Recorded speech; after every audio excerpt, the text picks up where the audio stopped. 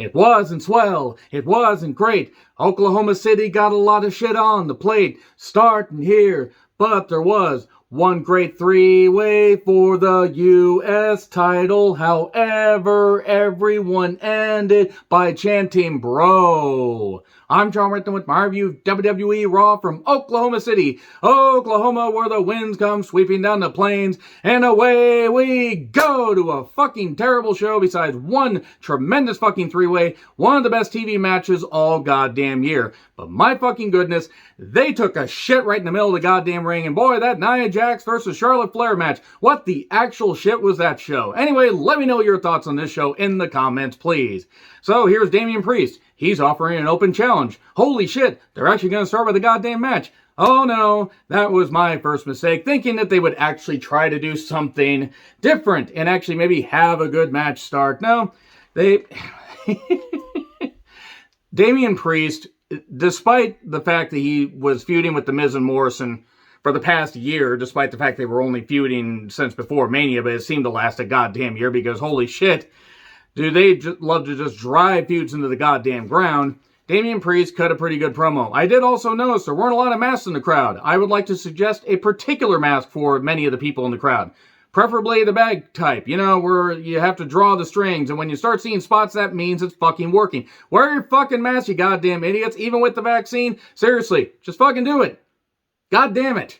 Seriously, Oklahoma, you don't even deserve the goddamn thunder, and I hope every single one of your college teams has a losing season because it's what the fucking crowd deserves. Anyway, I know there are plenty of smart people in Oklahoma City, and this crowd does not represent them, but boy, Mid-South Wrestling, this was fucking not. So anyway, here's Sheamus. Dags, you like Dags? He's doing this. We're still going to go with this feud. Maybe, maybe not. Actually, it seems like we are, given what happened in the three-way. Oh my. Here's Drew, and he's tucked away his lengthy claymore so nobody can see it on camera again. More in the pity.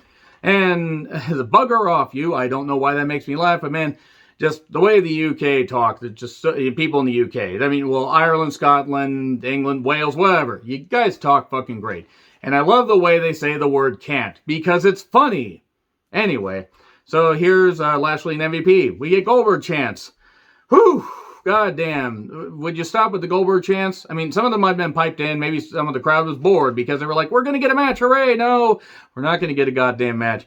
Anyway, Lashley wants to become a double champion.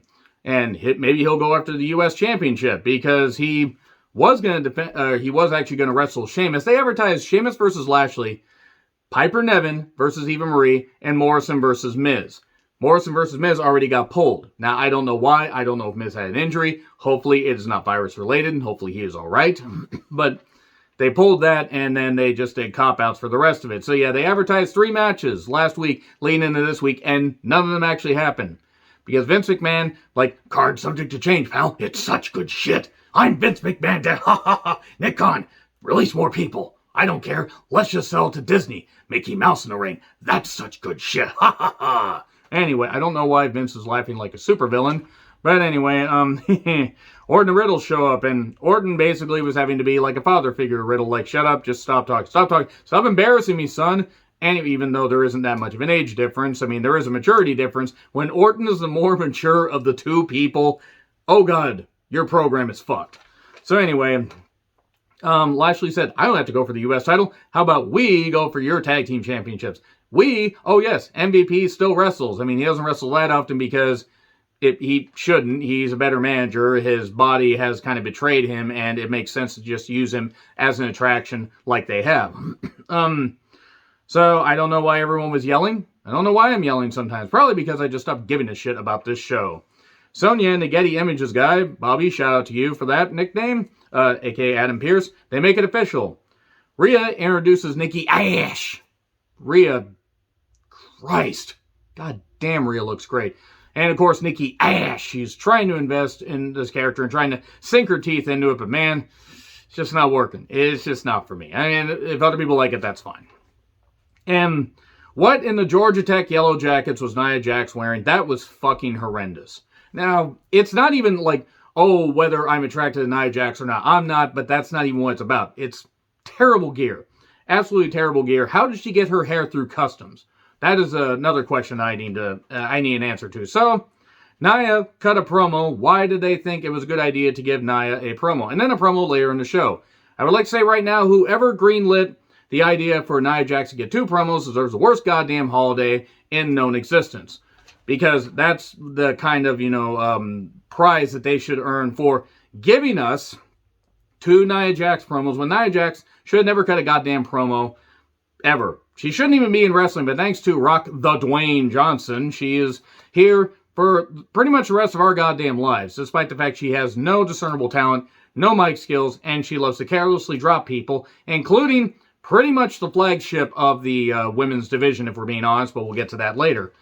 So, tag teams are always going to have infighting. Man, it didn't work so well for Chris and Nancy. Well, they had infighting, but it was really, really one-sided. Oh boy, kid got caught in the middle of that. This is going well. So anyway, we have Rhea with Nikki Ash versus, I'm going to continue to say it like that because one, it reminds me of something that Derb said, and also, it's a stupid name. Almost a superhero. Now like Nikki. Nikki's adorable. She's great. She is a really good wrestler. This is just stupid. People are like, oh, it's appealing to kids. Great. Kids are dumb. I used to cheer for the Ultimate Warrior. So just saying, kids can be dumb. So anyway, Shayna with Nia. That's her opponent. Remember when Rhea and Shayna was pretty much like the best thing that NXT was doing for a time period, even though they, I'm not going to say it was all perfect, but they did a pretty good job building it. Rhea pinning Shayna in that War Games and then beating her finally, and everybody was just so happy. So happy. So happy. So anyway, oh, god damn it. They did the best they could. Rhea is very good, even though at times when she's not working, when she's working with the same size opponent, unless it's Charlotte, sometimes the magic just isn't there. Shayna, if Shayna meant a goddamn bit, this would have actually been good. And not that Shayna didn't try. Shayna's a very good athlete. As far as experience and everything, I would say they're about equal. I mean, Shayna's been wrestling for a little bit longer, but it's like, yes, Shayna is proof that you can utilize somebody who is older because of her safe style and the fact she's still got years left to provide, something good to the company. But unfortunately, they don't want to do that. They want to saddle her with Nia Jax. So, Nia attacks Nikki, carelessly tossing her, as Nia is known to do. And then we get the most devastating maneuver in all professional wrestling. Surprise roll-up, 1, 2, and eventually 3. Shayna always loses via roll-up. Why doesn't everybody just roll her up right to start the match? Seriously, she can never kick out of it. Then Nia attacks Rhea. Because we have to keep this going. Why is Nia Jax being protected? Oh, right. Rock the Dwayne Johnson. Fuck. Thanks, Dwayne. Really, fucking thanks for that. You gave us a goddamn Samoan couch that doesn't, have any usefulness. Actually, that's wrong. Couches at least have a usefulness. Nia is basically like a beanbag chair that, was found, outside in a dumpster that's all rain-soaked and everything, and you can't get the smell out. You can't get, the goddamn stink out, and it just continues to linger and linger and linger, and that's basically Nia Jax's wrestling ability and promos in a nutshell.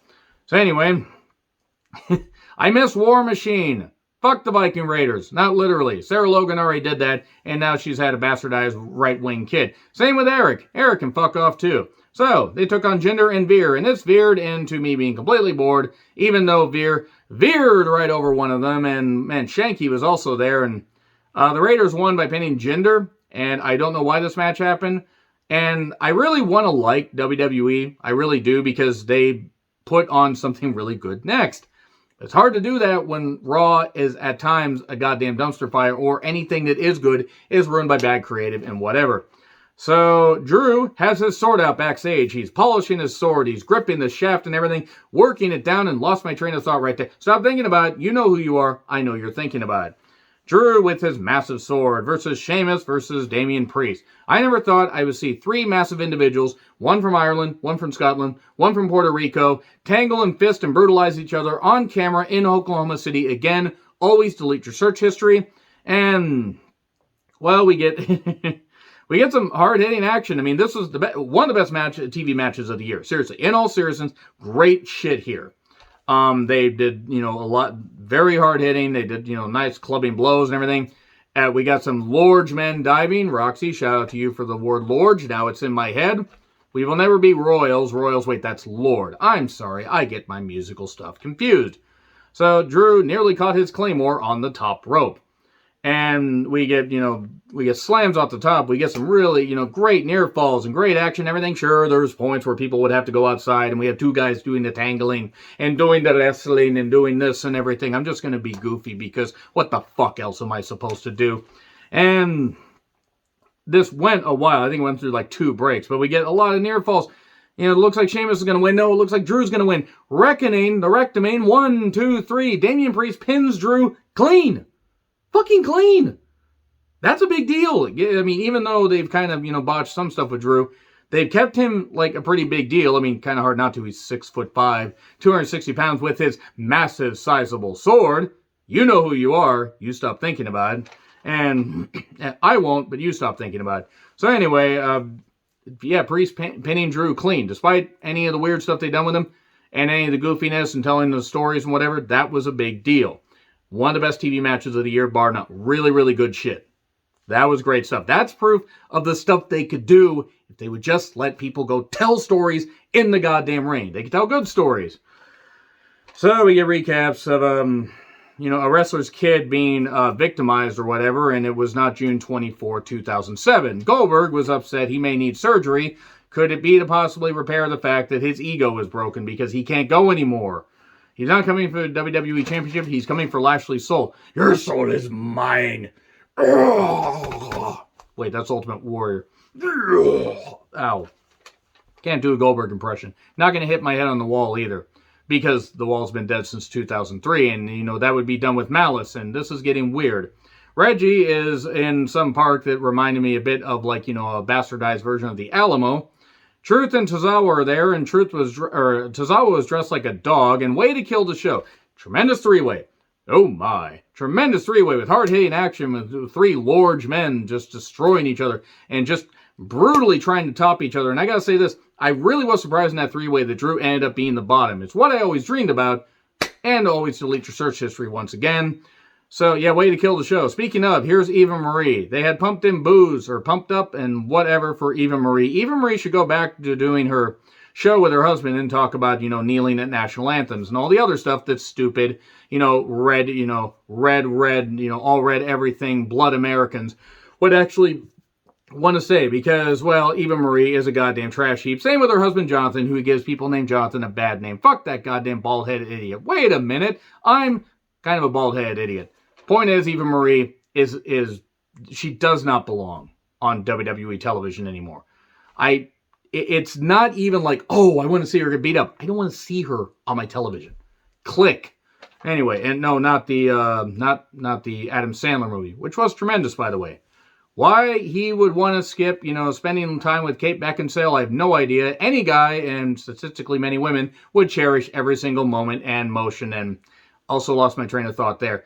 Piper, that's her name. I don't care if she embraced the stupid name. By the way, her career is dead. 100% dead in WWE. The music's stupid. The name's stupid. She beats up Eva Marie, and the match never starts because Eva Marie couldn't continue because she took a pounding, landed everything, and didn't like the fact that she got beat up, and now she's, being stuffed down there where she belongs, right on the bottom, and not getting back up because she doesn't fucking belong in wrestling anymore. I respect her for defending wrestling against Mia, roast Arby's beef, pile that she is, Khalifa, because I totally, that was a goddamn word salad. But old Mia Khalifa trying to, knock wrestling, Eva Marie defended it. Great. One good thing doesn't excuse the fact that she's a really terrible human being.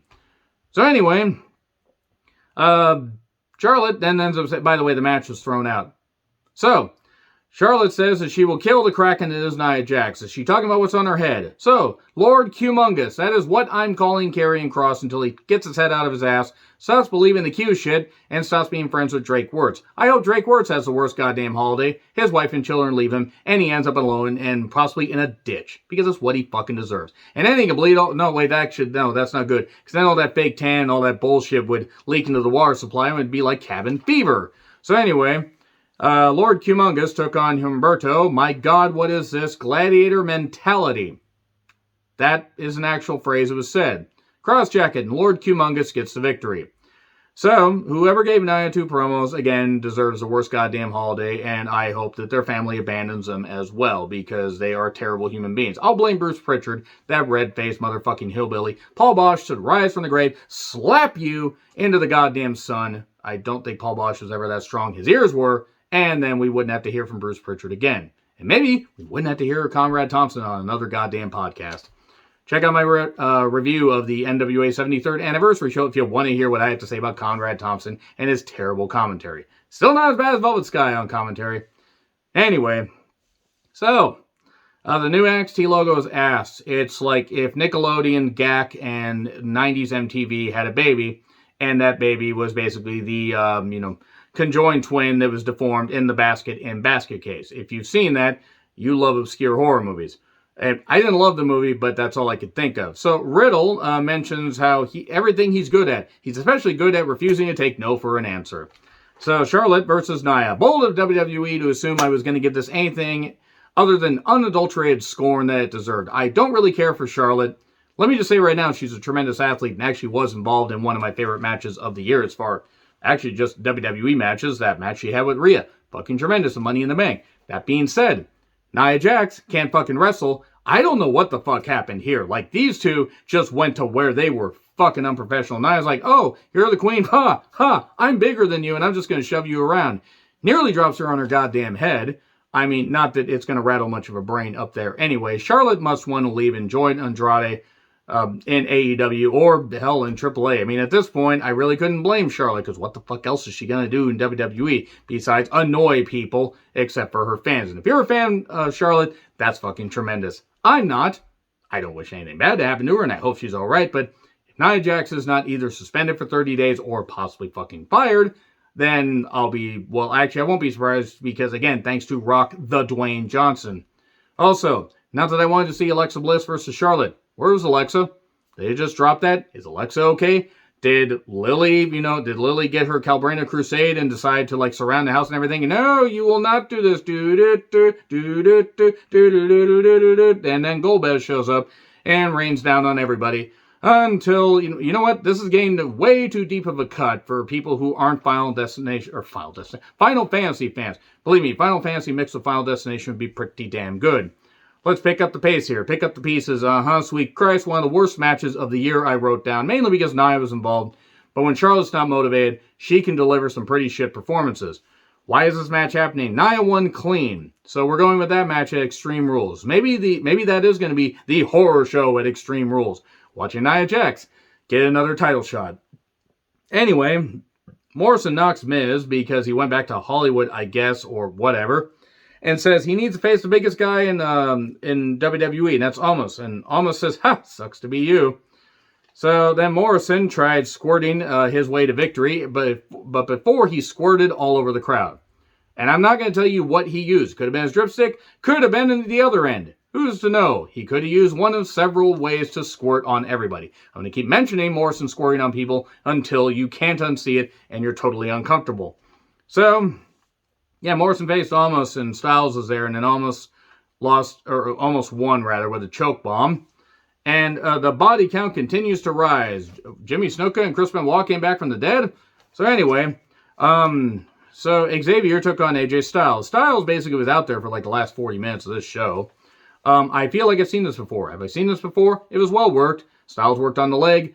Xavier did. Is Kofi all right? Is Kofi just selling the beating from Lashley? Because he's been off for a while. But then again, wasn't he on shortly after Money in the Bank? Or am I wrong? Am I wrong? Genuinely, I actually can't remember. But Kofi's been off for a bit, and I hope he's all right. Maybe he's just getting some time off, and if so, that's fine. He's got kids. No, but him and his wife could spend some time together. I just hope he's all right. So anyway, yeah, Calf Crusher for the win. Good.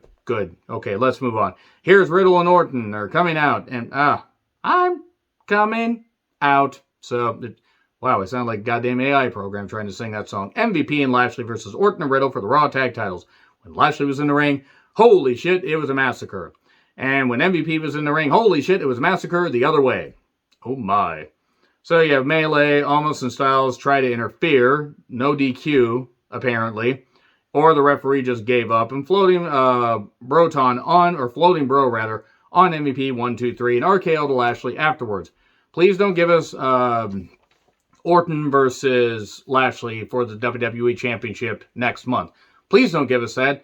Because I don't want the idea of Randy Orton being WWE Champion in 2021 to come to fruition. Shouldn't have happened in 2020. Anyway, yeah, that show happened. Let me know your thoughts in the comments. Like, share, subscribe, Twitter handle in the description. I'm John Ritlin. I'll see you soon.